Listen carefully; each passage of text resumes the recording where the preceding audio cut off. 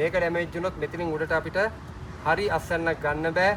ඒ හින්දා අනිවාර්යෙන් මෙන්න මේ කොටස මුල් කොටස ගහේ පණමෙන් බලා ගන්න. මොකද මෙතනින් එන කොටස අපිට මෙතනම ඩැමේජ් වුණොත් මේ ගහ අපිට උඩට ගන්න බෑ. ඒ හින්දා මේ කොටස අනිවාර්යෙන් පරිස්සම් කරගන්න. හදිසියෙවත් කප්පාදුවක් කරන්න වුණොත් මෙතනින් කපලා අපිට රිකිල්ලක් හරි ගන්න පුළුවන් මේ කොටස ඉතා හොඳ මට්ටමින් තිබ්බම. ඉතින් ඔයා ඒ වගේ සාමාන්‍යයෙන් වහී බර කාලගුණ වැස්ස තියෙන දවස්වල හොඳට මේ වගේ දාගන්න. මාසෙකමාරයි දවස් 3ක් විතර වෙන මේ වගාවේ පළවෙනි ස්ටෙප් එකේ ගෙඩි ටික අල්ලලා තියෙනවා. දැන් උඩටත් මේ වගේ ප්‍රධාන අතුවල තැන් වල එනවා. දැන් මූලික කප්පාදුවක් විදියට අපි කප්පාදුව මම ගිය සතියේ සඳහන් කරා වගේ මෙතනින් පහළ ප්‍රධාන අත්තට මේ ප්‍රධාන කොළේට මෙන්න මේ ප්‍රධාන කන්දේ මෙන්න මේ වගේ තැන් වල රිකිලි ඇවිල්ලා ඒව කරලා තියෙනවා. ඊට අමතරව මේ පඳුරේ දැන් අපිට මේ තියෙන ගහේ තියෙන කහපාට ප්‍රභේදය මේ තියෙන පොලාරිස් කියන ප්‍රභේදය ඉන්ද්‍රකින ප්‍රභේදයට වඩා ගෙඩිය දිගටි භාවය අඩුයි. මේක ටික රවුම් හැඩයට ටිකක් මහතට හැදෙන ගෙඩියක් දිග අඩුයි. මේකෙත් ගෙඩිය අල්ලලා තියෙනවා. මේකේ ඉන්ද්‍ර කියන ප්‍රභේදයට වඩා මේ ගහ ටිකක් උසයි. මේ පෙළියේ තියෙන මේ පොලාරිස් කියන ප්‍රභේදය අර දකුණු පැත්තේ කෙරවලේ ඔයාලට පේනවා උස ගස් අඩු ටිකක් තියෙනවා. ඒ තියෙන්නේ ඉන්ද්‍ර කියන ප්‍රභේදය. ඉතින් වැරයිටිස් වල අණුව ගහේ වර්ධනය හැදෙන ගෙඩි ප්‍රමාණය සහ කාලයක් තියාගන්න කොච්චර කාලයක් තියාගන්නවද කියන එක තීරණය වෙන්නේ වැරයිටි එක අනුව. ඉතින් ඔයා නිතරම වගාවක් විදියට මේ වගාව ගෙනියද්දී හොඳ වැරයිටිස් හොඳ බීජ ප්‍රභේද භාවිතා කරන්න. එතකොට ඉතා හොඳ විශ්වාසයක් අත්දැක ගන්න අපිට තියෙනවා.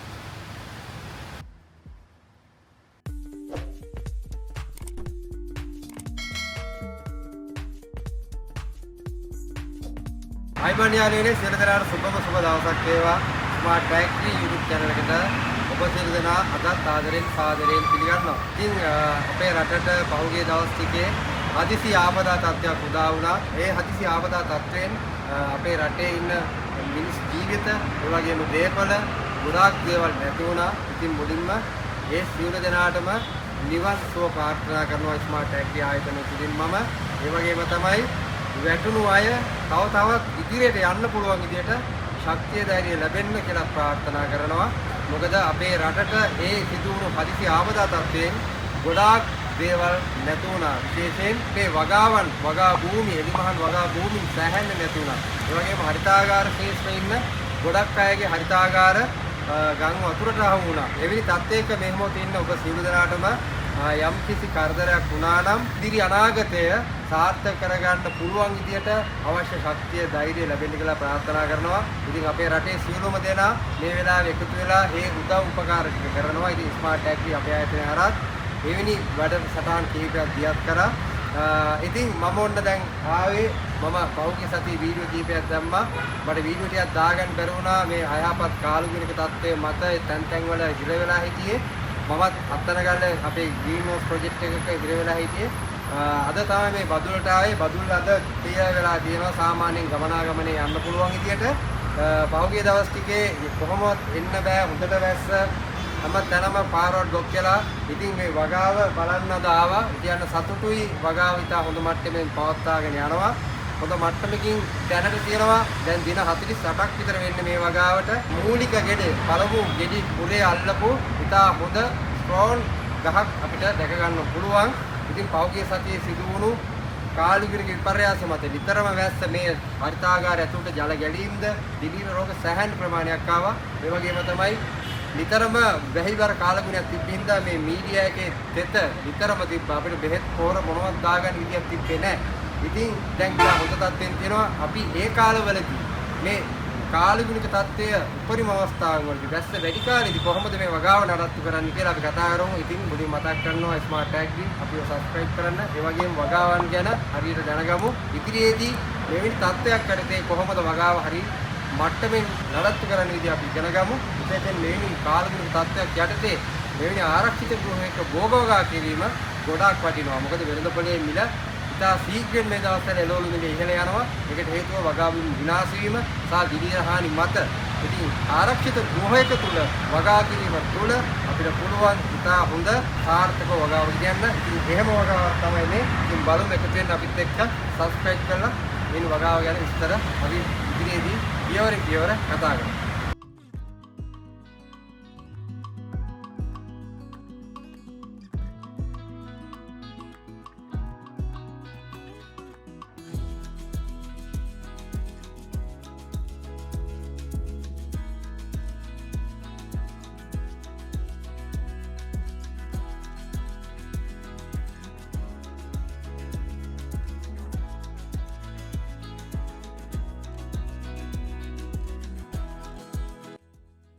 දැන් මේ ගහ වර්ධනය තියෙනවා. දැන් මූලිකව පළවෙනි ගෙඩි මුරිය මේ අල්ලලා තියෙන්නේ. ඉතින් මේ හරිතාගාරය ඉදි කරලා තියෙන බදුල්ල මහනගර සභාවේ මේ ස්ලැබ් එකක් උඩ උෂ්ණත්වය සෙල්සියස් අංශක 36 38 වගේ නිතරම මේ අවුව තියෙන වෙලාවේ මේ හරිතාගාරය ඇස්සේ යනවා. ඉතින් දැන් ඉතා හොඳින් මූලිකව පළවෙනි ගෙඩි ලපටි ගෙඩි ටික අල්ලලා තියෙන්නේ. මාසෙකමාරයි දවස් 3ක් විතර වෙන මේ වගාවේ පළවෙනි ස්ටෙප් එකේ ගෙඩි ටික අල්ලලා තියෙනවා. දැන් උඩටත් මේ වගේ ප්‍රධාන අතුවල තැන් වල එනවා. දැන් මූලික කප්පාදුවක් විදියට අපි කප්පාදුව මම ගිය සතියේ සඳහන් කරා වගේ මෙතනින් පහළ ප්‍රධාන අත්තට මේ ප්‍රධාන කොළේට මෙන්න මේ ප්‍රධාන කන්දේ මෙන්න මේ වගේ තැන් වල රිකිලියවල ඒව කරලා තියෙනවා. ඊට අමතරව මේ පඳුරේ දැන් අපිට තියෙනවා දැන් මේ අතු දෙකේ බෙදෙන තැනින් මෙන්න මේ වගේ පරිවාර අංකුර එනවා. මේ තියෙන්නේ මේ වගේ පරිවාර අංකුර එනවා. අපි ඒවත් කඩලා අයින් කරගන්න ඕනි. මොකද අපි හැම අත්තක්ම තියාගන්නේ අපි මේක ඇතුලේ හොඳ පිරිපුන් ගෙඩියක් ගන්න නම් අනිවාර්යයෙන්ම මූලික කප්පාදුවක් එක්ක මේ වගාව දුවන්න ඕනි. මූලික කප්පාදුවක් එක්කම අපි මේ කඳේ ඉහළ අතු වලත් කප්පාදුවක් ගෙනියන්න ඕනි. දැන් ඔයාලට පේනවා මේ ගහ පොඩක් ක්ලීන් වුණා. අපිට තව ටිකක් උඩට ගියාම මෙතන අතු වල මේ මල් තියෙනවා. ඒක අපි ගහ මේ පළවෙනි ස්ටෙප් එකේ ගෙඩි ටික කල්ලා ඉවර වෙලා එතනින් උඩ කොටසේ අපි මේ කප්පාදු යනවා. දැන් මේ හැම ගහකම හරිම විදියට ඔයාලට පේනවා මල් ගෙඩි මුල් ගෙඩි මුල අල්ලලා තියෙන්නේ. සාමාන්‍යයෙන් ගෙඩි 4ක් කියන්නේ මේක අපිට කඩා ගන්න පුළුවන්. දැන් මේ ගෙඩිය ලොකුයි. පියවර කිහිපයකින් කොළ පාටින් වගේ කඩනවා නම් අපිට පුළුවන් මේ ගෙඩි ටික එකපාරම කඩා ගන්න. අපි ඉදවලා කඩවනවා නම් ඉදවලා මේ ගෙඩි ටික කඩනවා නම් අපිට පුළුවන් කොළ පාටින් ගෙඩි මුරයක් කඩලා ගෙඩි දෙකක් විතර ගහේ තියලා ඉදවලා කඩන්න. ඉතින් මේ වගේ මිල ගණන් වෙනස් වෙනවා. දැන් මේ දවස්වල මිල හොඳයි. වෙළඳ පොලේ මිල බලලා අවශ්‍යතාවය අනුව අපි මේකේ ගෙඩි ටික කරනවා. මම මෙතනදී ප්‍රධාන වශයෙන් ඔයාලට කියන්න ආවේ මේ පහුගිය දවස් ටිකේ තෙතමනේ වැඩි. මේ වායුගෝලයේ ආර්ද්‍රතාවය වැඩි වුණාම නිතරම වැස්ස වෙනකොට මේ පොට් එකේ වගා මාධ්‍යයේ නිතරම තෙත තියෙනවා. ඉතින් ඒ කාලවලදී අපි මොනවා පොහොර දැම්මත් වැඩක් නැහැ. ගහට පොහොර දානවා නම් අනිවාර්යයෙන්ම මේකට පොහොර ಜಾති දිය කරලා දානවා නම් පත්‍රහරා ඒ දේ වාෂ්ප වෙන්නම ඕනි. එහෙම වාෂ්ප නොවුනොත් මේ මුල් මගින් මේ ශාකයට අවශ්‍ය පොහොර ටික උරා ගන්න නැහැ. ඉතින් මුල් මගින් මේ ශාක පෝෂක උරා ගන්න නම් ඉතා හොඳ හිරුවෙලියක් වැටෙන්න ඕනි වගාවට. හිරුවෙලිය නැති දවසක දිගටම වැස්ස තියෙනවා නම් ඒ කාලවලදී අපි මේ වගා මාධ්‍යයට මේ ශාකයට පොහොර දාන්නේ නැහැ. පොහොර දාන්න හොඳ නැහැ. පොහොර දැම්මට වැඩක් නැහැ. ඒ හින්දා අනිවාර්යෙන් ඒ කාලවලදී අපිට දියර පොහොරක් විදිහට ස්ප්‍රේ කරන්න පුළුවන්. මීට කලින් අපි භාවිතා කරපු පොහොර වර්ග මේ මීඩියා එකේ යම් යම් තැන්වල පොඩ තියෙන්න පුළුවන්. ඒකින් ඒ දවස් කිහිපේ දුවා ගන්න ඇති. ඒ හින්දා එතනින් එහාට අපි මේ පැකට් එකේ ග්‍රෝ බෑග් එකේ තෙත අඩු වුණාම තමයි පොහොර පටන් ගන්න. ඉතින් මේ දවස් ටිකේම වැස්ස දැන් අද අපිට පෑයිල්ල තියෙනවා. හොඳට හිරුවෙලිය බදුල්ලට තියෙනවා. අද මේ පැකට් එක ගතියට තිබ්බ ටික අද ඉතා හොඳ මට්ටමේ තියෙනවා. ඔන්න අද අපිට මේ පොහොර භාවිතා කරන්න පුළුවන්. ඉතින් ඒ වගේම තමයි අපිට මේ වගාව ගෙනියද්දී වැහි කාලවලදී වැස්ස වැඩි කාලවලදී දිලීර හානි වැඩි. කෘමි හානි නම් සෑහෙන්න අඩුයි. නමුත් දිලීර හානි වැඩි. එන්න පුළුවන් පත්‍ර වලට විවිධ රෝග. ඔයා දැකලා ඇති මෙන්න මේ වගේ මේ බලන්න මේ මූලික පත්‍ර වලට මේ පැහැදිලිව පේජ් ගන්නවා ඔයාට. මේ පත්‍රේ මේ තියෙනවා මලකඩ වගේ පොඩි පැල්ලම් මේ කොළවල. මේ සොලනේජ් කුලේ භෝග වලට එන රෝගයක් අංගමාරය කියන රෝගය. ඉතින් අංගමාරය කියන රෝගයේ මූලික ලක්ෂණ තමයි මේ තියෙන්නේ. මෙන්න මේ අවස්ථාවේදී ඔයා අනිවාර්යයෙන්ම වගාව කරගෙන යද්දී මේ පත්‍ර නිරීක්ෂණය කරන්න. මේ රෝගේ වැඩි වුණාට පස්සේ මේ පුල්ලිය ලොකු වෙනවා. මේ ඩොට් එක ලොකු වෙනවා. කොලේ කඳට මේ කොලේ නාරිටියට මේ කඳට මේ අතු බෙදෙන තැන් වලට ඒ රෝගේ ව්‍යාප්ත වුණාම මෙතනින් කැඩිලා කුණු වෙලා බිමට වැටෙනවා. ගහම සම්පූර්ණයෙන්ම විනාශ වෙනවා. ඉතින් එහෙම අවස්ථාවක අනිවාර්යෙන් ඔයා කරන්න ඕනි මෙන්න මේ ඩොට් එකේ තියෙනවා නම් දිලීරනාශක ස්ප්‍රේ කරන්න, අපිට ඩැකෝනිල් එක පුළුවන් කරන්න, කැබ්‍රියෝ টොප් කියන එක පුළුවන් කරන්න, ඒ වගේම ඇමිස්ටාර් කියලා තියෙනවා ඒක පුළුවන්, ඒ වගේම ටිස්කා කියලා තියෙනවා. මේවා වෙළඳනාම මෙන්න මේ කියන දිලීරනාශක අපිට භාවිතා කරන්න පුළුවන්. දවස් 3න් 3ට වගේ මාරුවට ගහපුවම මේක හරියනවා. දැන් මේ කොළේට ආවා මුල් කාලේ, හැබැයි උඩ කොළ වලට එහෙම උණතාවයක් නැහැ. මොකද අවශ්‍ය දිලීරනාශකය අපි මේ වගාවට යොදලා තියෙනවා. ඉතින් මම දැන් මෙතන හෝමායි එකක් දිය කරගෙන ගෙනල්ලා තියෙනවා. මේ වගේ ඉරිගේෂන් ලයින් ගහලා තියෙනවා නම් ඩ්‍රිප් එකකින් යවන්න එපා. මාසෙට සැරයක් විතර වගේ අතින් දාන්න. ඒකට හේතුව මේ කඳ මැදින් තෙමෙන්න හොඳට දාගන්න ඕනි. සාමාන්‍යයෙන් ජලය ලීටර් 10කට මේ වගේ ග්‍රෑම් හෝමායි ග්‍රෑම් 18ක් වගේ දිය කරන්න ඕනි. ඒ ප්‍රමාණයෙන් දිය කරගන්න.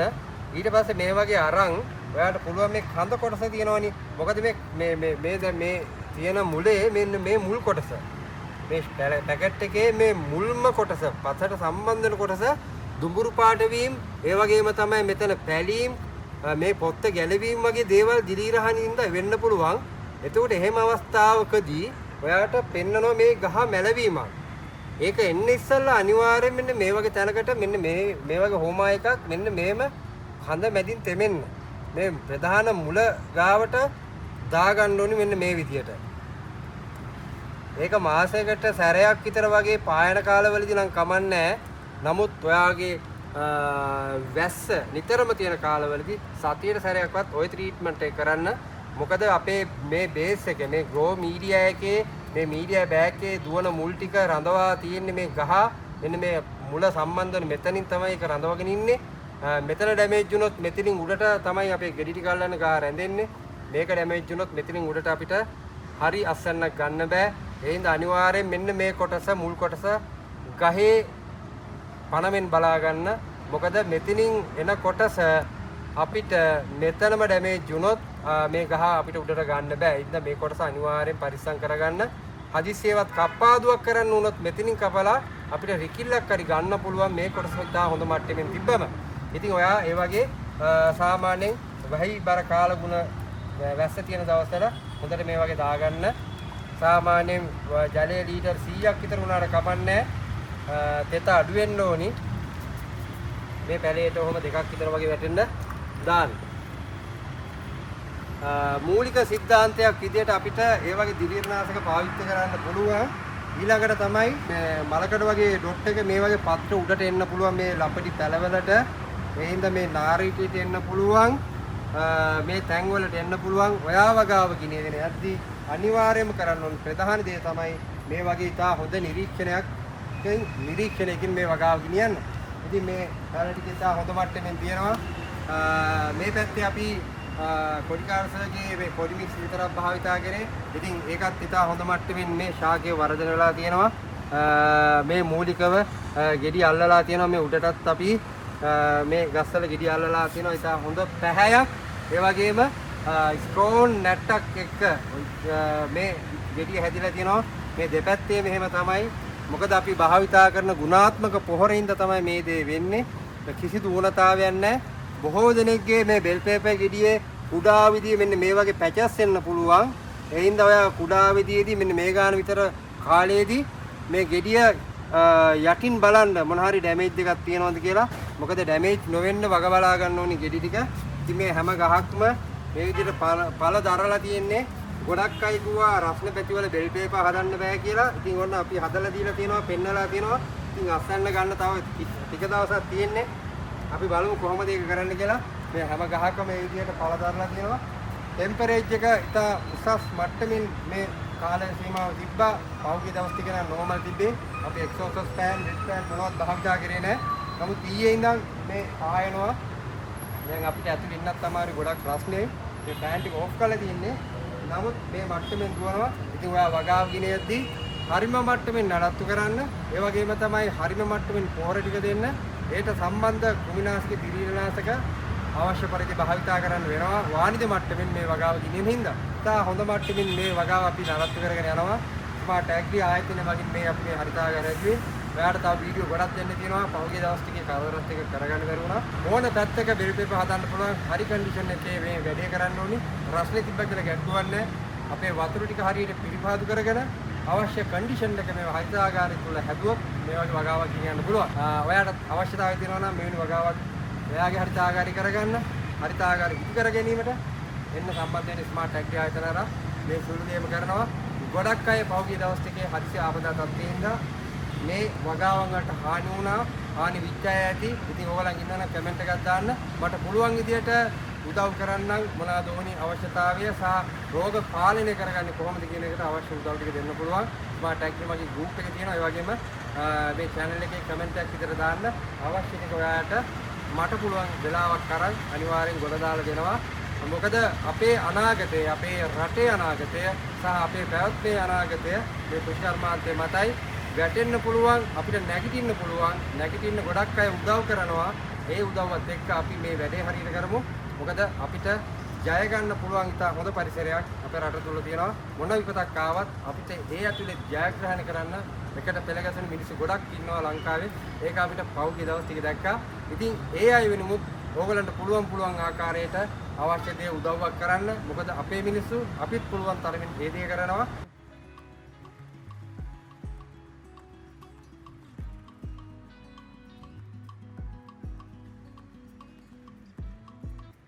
ඉතින් අද යාළුවනේ ගොඩක් රස්නේ බදුල්ල පහුගිය දවස් වලට හරියන්න ගොඩාක් රස්නේ.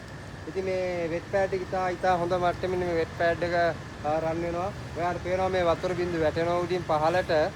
ඒ වගේම තමයි එක්සෝසස් ෆෑන් සහ සර්කියුලර් ෆෑන් වැඩ කරනවා. ඉතා හොඳින් මේකේ බලන අපේ පියුමාල් මල්ලි ඉන්නවා. ඒ වගේම අපේ තිවංක මහත්තයා ඉන්නවා නගර සභාවේ බදුල්ලේ.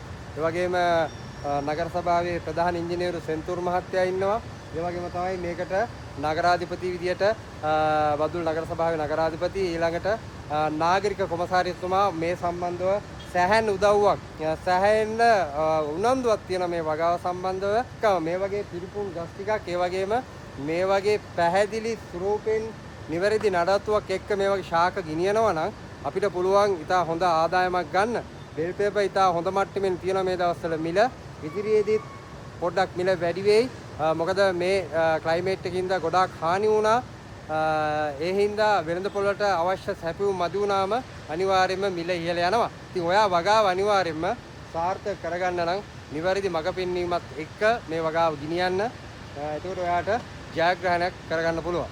කියන යාළුවනේ ඉන්ද්‍ර කියන රතු පාට ප්‍රභේදයේ එක පැත්තක මම හදපු ටික ඉන්ද්‍ර කියන ප්‍රභේදය සාමාන්‍යයෙන් පොලාරිස් කියන ප්‍රභේදයට වඩා ගහ උස යන්නේ උස ප්‍රමාණය පොඩ්ඩක් අඩුයි. නමුත් ළඟ ගෙඩි පිහිටනවා. ඉන්ද්‍ර කියන ප්‍රභේදයේ ගෙඩිය ටිකක් දිගටි හැඩයක් ගන්නෙ මේ පේන්නේ ඉන්ද්‍ර කියන ප්‍රභේදය.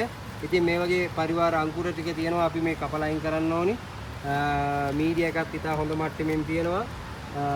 මේ ඉන්ද්‍ර කියන ප්‍රභේදයේ ගෙඩි ටික තමයි ඔයාලට මේ පේන්නේ. මූලිකව හැම ගහකම ඉතා හොඳ මට්ටමින් මේ වගාවේ ගෙඩි අල්ලලා තියෙනවා. මේ තියෙන ගහේ තියෙන කහපාට ප්‍රභේදය මේ තියෙන්නේ පොලාරිස් කියන ප්‍රභේදය. ඉන්ද්‍ර කියන ප්‍රභේදයට වඩා ගෙඩිය දිගටි භාවය අඩුයි. මේක ටික රවුන්ඩ් හැඩයට ටිකක් මහතට හැදෙන ගෙඩියක් දිග අඩුයි. මේකෙත් ගෙඩි අල්ලලා තියෙනවා. මේකේ ඉන්ද්‍ර කියන ප්‍රභේදයට වඩා මේ ගහ ටිකක් උසයි. මේ පේළියේ තියෙන මේ පොලාරිස් කියන ප්‍රභේදය අර දකුණු පැත්තේ කෙරවලේ ඔයාලට පේනවා උස ගස් අඩු ටිකක් තියෙනවා. ඒ තියෙන්නේ ඉන්ද්‍ර කියන ප්‍රභේදය. ඉතින් වැරයිටිස් වල අනුව ගහේ වර්ධනය, හැදෙන ගෙඩි ප්‍රමාණය සහ කාලයක් තියාගන්න කොච්චර කාලයක් තියාගන්නවද කියන එක තීරණය වෙන්නේ වැරයිටි එක අනුව. ඉතින් ඔයා නිතරම වගාවක් විදියට මේ වගාව ගෙනියද්දී හොඳ වැරයිටිස්, හොඳ බීජ ප්‍රභේද භාවිතා කරන්න. එතකොට ඉතා හොඳ විශ්වාසයක් අත්දැක ගන්න අපිට තියෙනවා.